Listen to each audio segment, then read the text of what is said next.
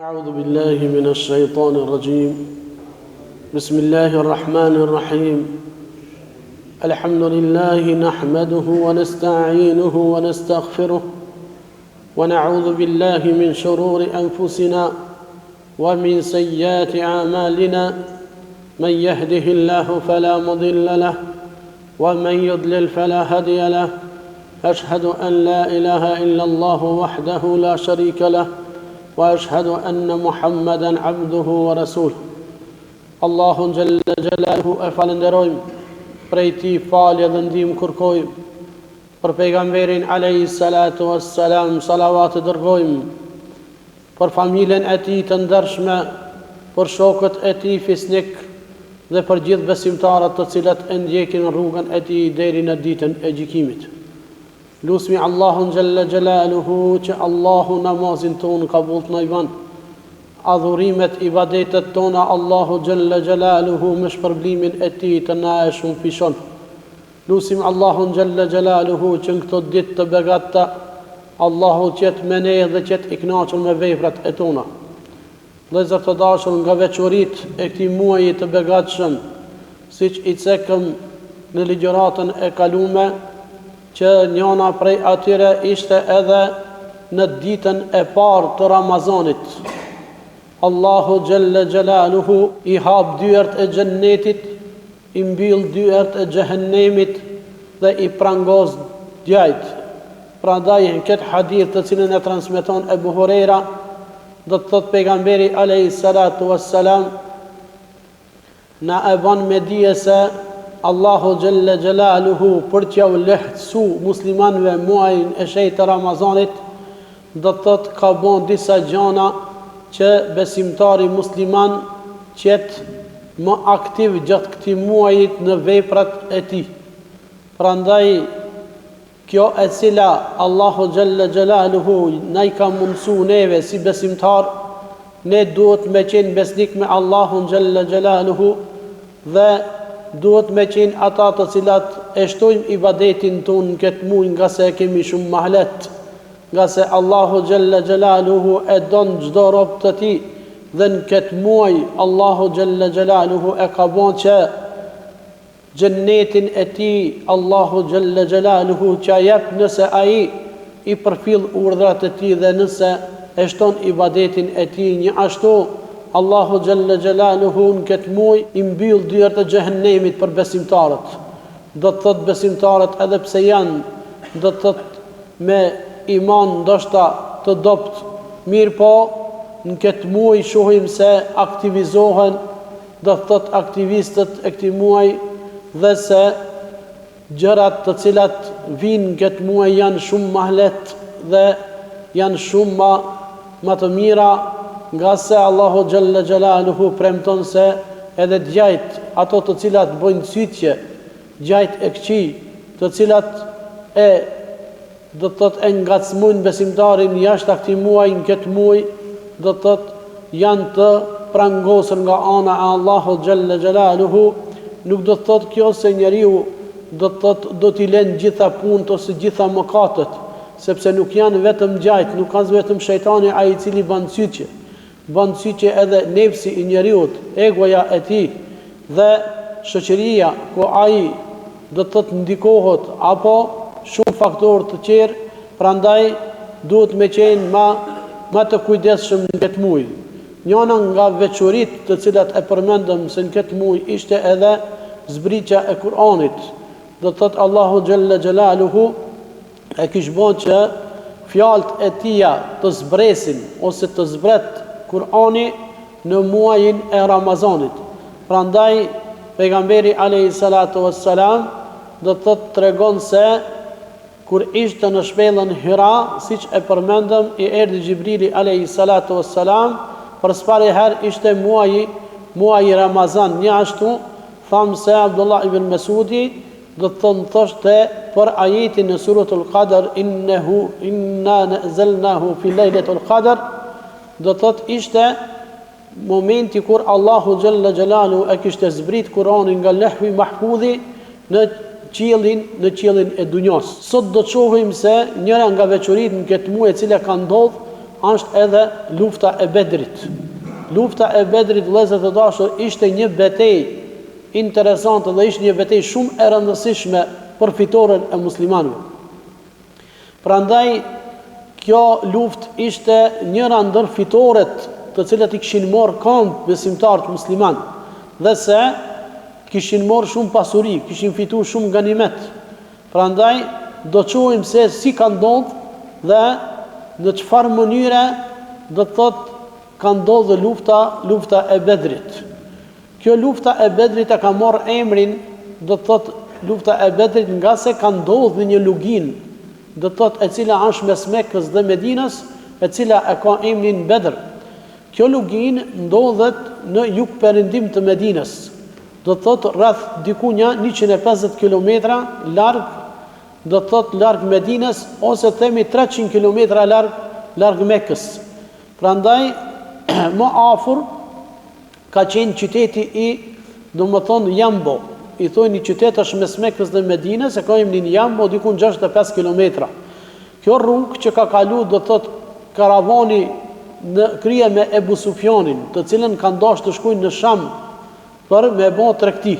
Prandaj pejgamberi alayhis salatu wassalam e kupton se Ebu Sufjani me karavanin e tij, do të thotë dikun me 40 burra ishin, dhe kishte dikun prapërsisht 1000 deve të ngarkuara me lloj malli. Prandaj pejgamberi alayhis salatu wassalam i nxit sahabët muhaxhirët, të cilat e kishin lënë pasurinë në Mekë dhe mushrikët u kishin marrë. Do thot i nxit për më ju dalë në prit ti karavanit për ta kthi pasurinë të cilën ja u kishin marrë mushrikët. Prandaj pejgamberi alayhis salatu wassalam e dërgon Talha bin Ubaydullah dhe Said bin Zaidin që ta vëzhgonin këtë karavan. Edhe ato u nisën, do të thotë, dhe arritën në një luginë e cila e kishte emrin Hawar. Qëndruan aty derisa e panë se karavani po kthehet me Ebu Sufjanin. Andaj Resulullah sallallahu alaihi wasallam i lajmëroi muslimanët se, do të thotë, po vjen karavani i Kurejshitëve në krye me Ebu Sufjanin, i ngarkuar me mallra të vlefshme që të dalin ato në prit dhe t'i dalin dhe ta marrin karavanin ose ta marrin pasurinë e tyre që e kishin humbë në Mekke. Prandaj pejgamberi alayhis salatu wassalam kur i nxit sahabët ato shpejt e shpejt organizohen dhe e formojnë një ushtri.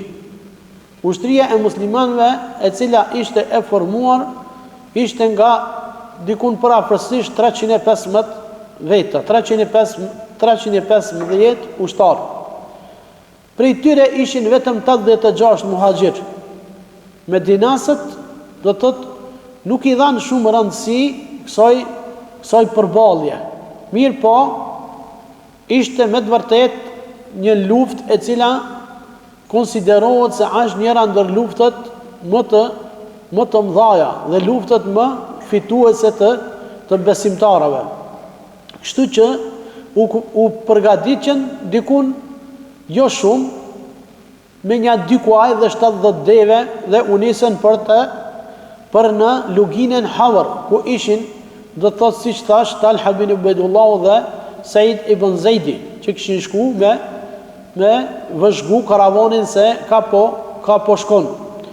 Kështu që muhaxhirët ishin, do të thotë, në krye me Aliun radiallahu anhu. Aliun radiallahu anhu, do të thotë, i kishte muhaxhirët, ndërsa Sa'd ibn Muadhi i kishte marrë ensarët, do të thotë vendasit. Ensarët janë vendasit e Mekës, kurse muhaxhirët janë ato të cilët kishin shku nga Mekkaja në Medinë. Kështu që flamurin të cilën e udhëheqë karavanin, do të thotë e udhëheqë ushtrinë muslimane, ishte Mus'ab ibn Umairi. Kështu që Ebu Sufjani, si prisi karavanit të mushrikëve, i dërgon 2 persona për të vëzhguar rrugën, mos po ju del dikush në prit. Dhe kështu e kishin ato, e kishin frikën e tyre se ndokush, do të thotë, ka mundësi me ju dalë në frikë, sepse ishin zullumqar, ju kishin bën zullum shumë muslimanëve derisa kishin qenë në Mekë. Kështu që i dërgon Damdam bin Amr al-Ghufairin në Mekë për të lajmëruar se pejgamberi alayhi salatu wassalam e kishte përgatitur një ushtri dhe donte më ju dal në prit, do të thotë Ebu Sufjanit për t'ia marrë pasurinë. Do të thotë dhe i arrin lajmi Ebu Xehlit në Mekë. Kështu që Ebu Xehli shpejt e shpejt e organizon një ushtri të madhe dhe urdhëron çdo burr që ishte në Mekë, çdo shtëpi që kishte një burr në, do të thotë në shtëpi, e kishte të paqëtërsueshme me dal dhe me ju kiq ushtrisë së Ebu Xehlit. Kështu që arritën të e formojnë, do të thotë, një ushtri me 1300 persona, 1300 veta. Dhe Ebu Xehli e kishte ushtrinë e tij me 600 ushtar, të cilët ishin të armatosur deri në dham. Do të thotë me pazmore, me shpata, me shtiza, me çdo së. Dhe i përgatitën 100 kuaj. Do të thotë i kishin 100 kuaj, kurse muslimanët i kishin vetëm 2. Prandaj çfarë ndodh?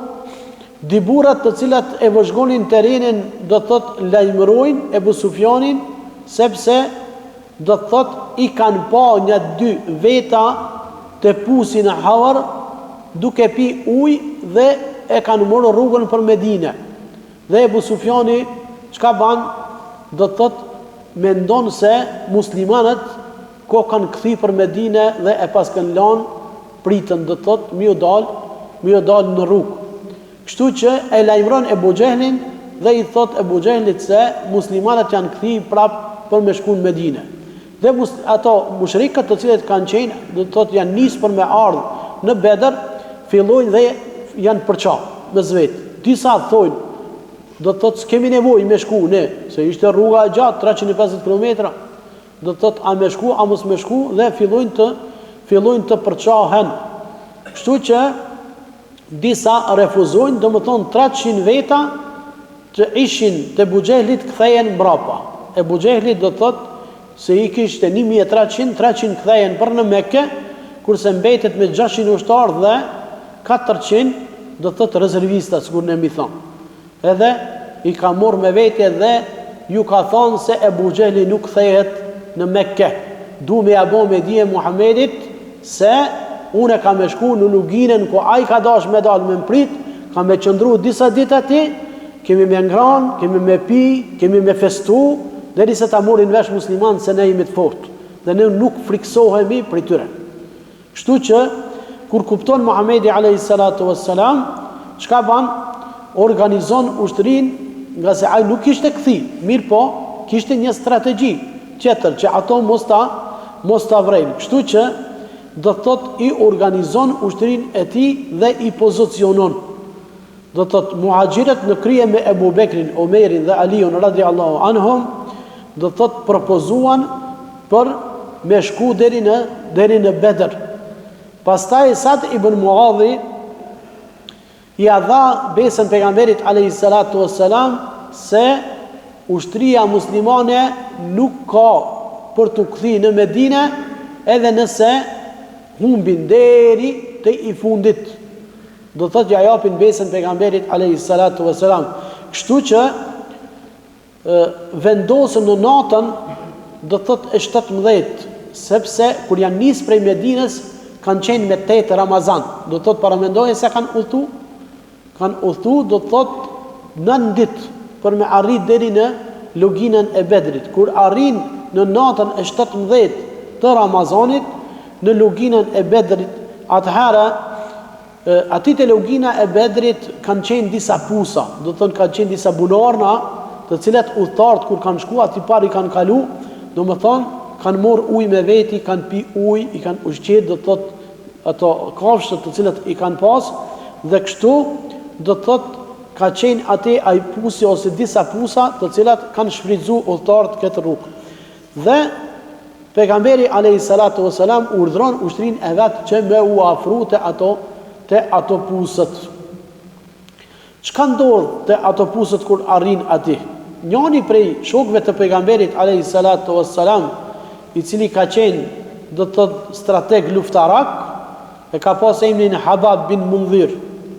Do të thotë i ka thonë pejgamberit alayhi salatu wassalam, nëse ne vendosimi të pusat ka mundësi mushrikët me ardhe me fillu luftën këtu. Do të thotë nëse fillon lufta këtu, atëra pusat kanë për mu pluhuros, kanë mu përdhon. Po çka me bë? Ka thonë ne duhet mi mbulu pusat, mi mbulu me dhe. Do të thotë mi unu gjona, do të thonë ose drunja po gur dhe mi u gjujt, do të thotë dhe që mos mu përdhon uji. Thotë dhe mu largu pak prej pusave me qel një kanal që ne kemi mundësi me arrit deri te pusat me ushqim me ujë, kurse ato nuk kanë mundësi me ardhur deri atij. Kështu që pejgamberi alayhi salatu wassalam e merr mendimin e këtij Habab bin Mundhirit.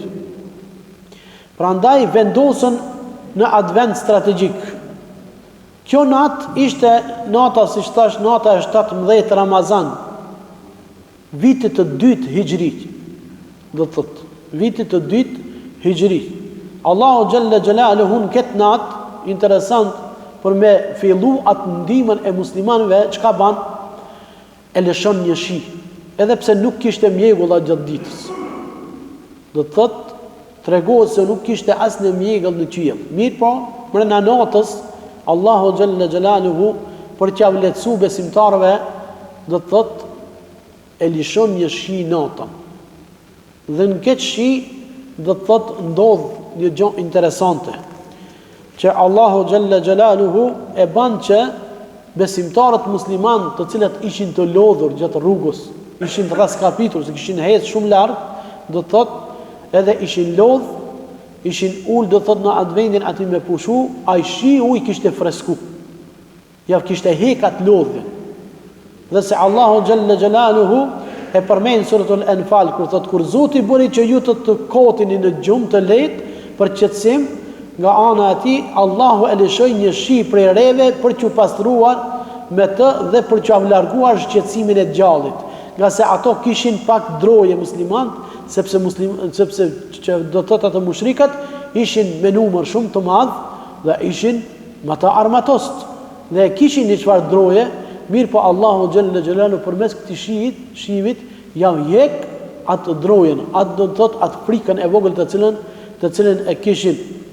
Dhe Allahu xhalla xjalaluhu thot, dhe e bëri që kishi t'ja bashkoj zemrat e juve me besim dhe t'ju forcoj komt e juve. Do të thot, Allahu xhalla xjalaluhu e bani që besimtarët musliman me këtë shi ta morrin, do të thot, vetveten e vet. Prandaj do të thot, në mëngjesin e të nesërme fillon edhe betejë, fillon lufta.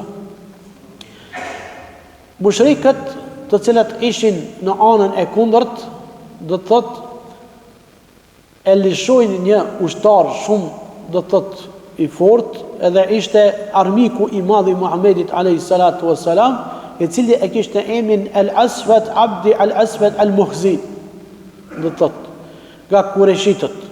Dhe kërkon ki njeri, kërkon di luftim, e nxjerr shpatën dhe thot, kush është ai i cili mdel ferë, të ne mi thonë.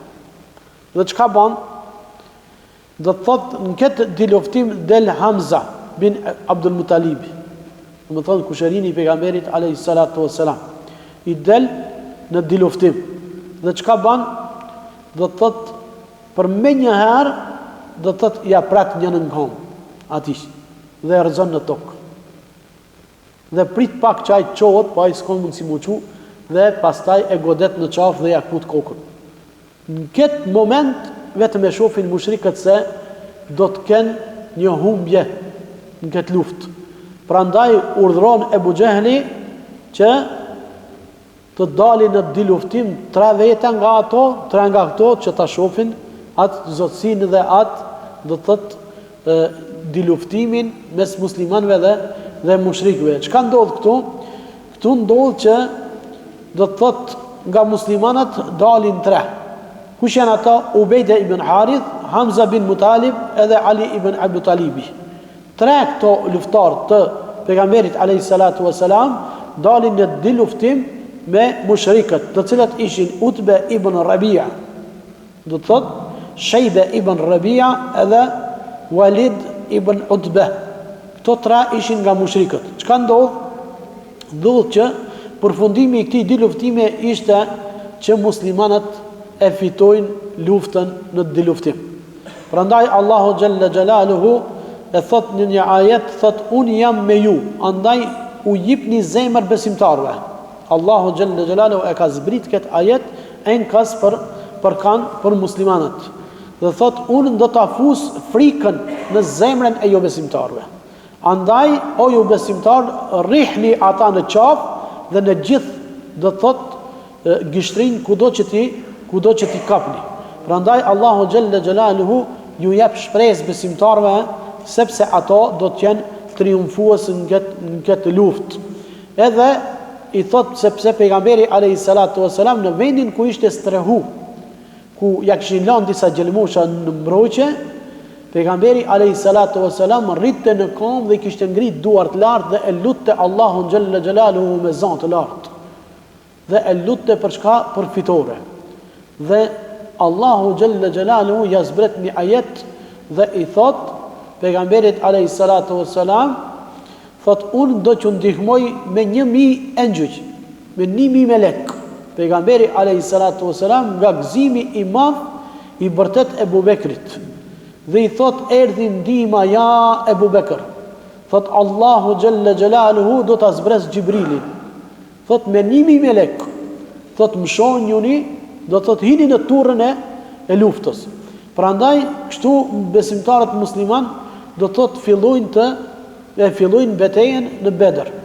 Dhe Allahu xhalla xjalaluhu e urdhron pejgamberin alayhi salatu wasalam, thot merri një grush dhe. Thot dhe hudhe andaj ka janë mushrikët. Pejgamberi alayhi salam e merr një grush dhe e hudh ka ata. Dhe Allahu xhalla xjalaluhu e zbret një ajet dhe thot ku wa ma ramejta idh ramejta walakin Allahu rama. Thot dhe ti nuk ke gjuajtur kur ke gjujt. Do thot pejgamberi ti e gjujte, mirë po ti kur ke gjujt, do thot nuk e gjujt, por Allahu ka gjujt. Po ti veç e kon sebeb me e gjujt. Thot edhe ai dheu, ai pluni që ne ka gjujt pejgamberi alayhi salatu wasalam, thot mushrikëve, ushtarëve të aty në thot që hini në hund dhe ju ra thot ka syt. Dhe fillun ato mu turbullu, mos mi pa mo, do të thot mirë ushtarët e muslimanëve. Dhe kështu pejgamberi alayhi salatu wasalam do të thot filloi të ju bërtas ushtarëve goditni pejgamberi alayhi salatu wasalam dhe kështu fillon do të thot lufta për leshja e madhe mes muslimanëve dhe mushrikëve. Lufta e mori një hoft të madh dhe kështu atëherë shejtani ishte në mesin e mushrikëve. Ati edhe ishte formuar në një formë të një mushriki e cili kishte emrin Suraka bin Malik. Dhe kur i shef melekët, se po vinë do thot, melekët për më unimu muslimanëve, ai del nga betejë dhe largohet.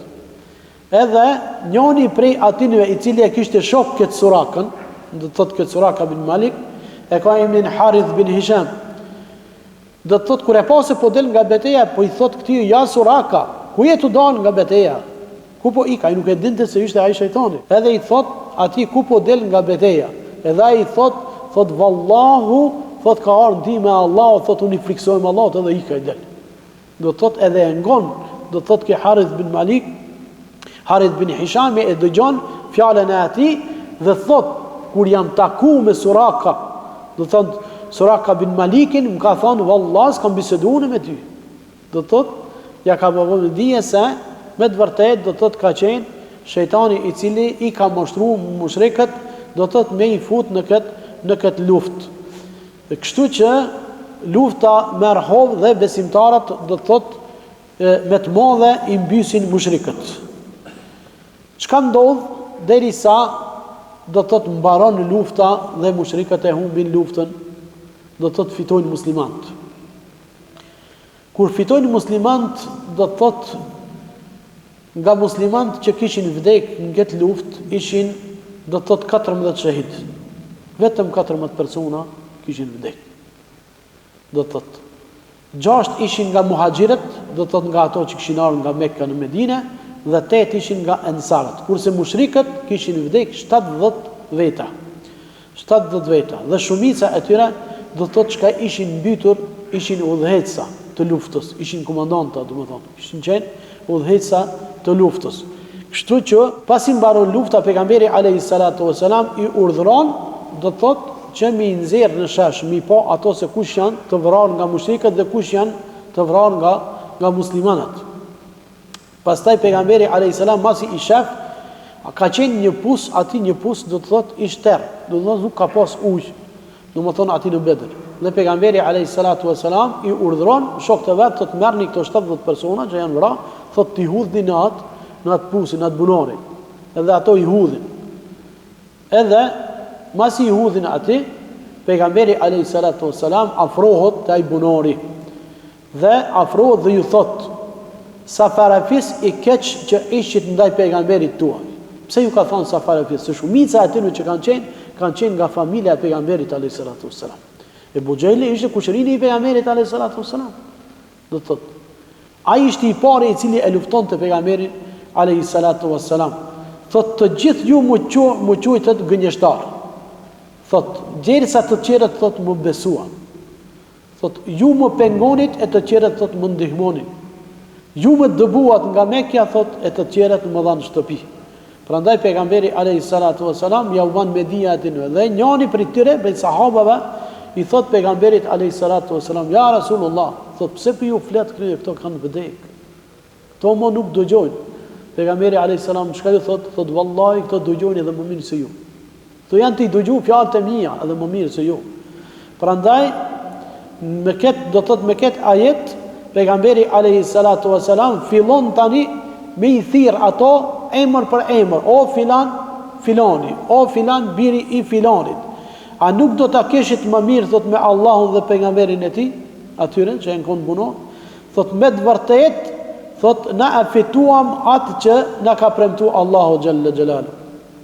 Po ju thot a e fituat atë që ju ka premtuar Allahu xhalla xhelalu?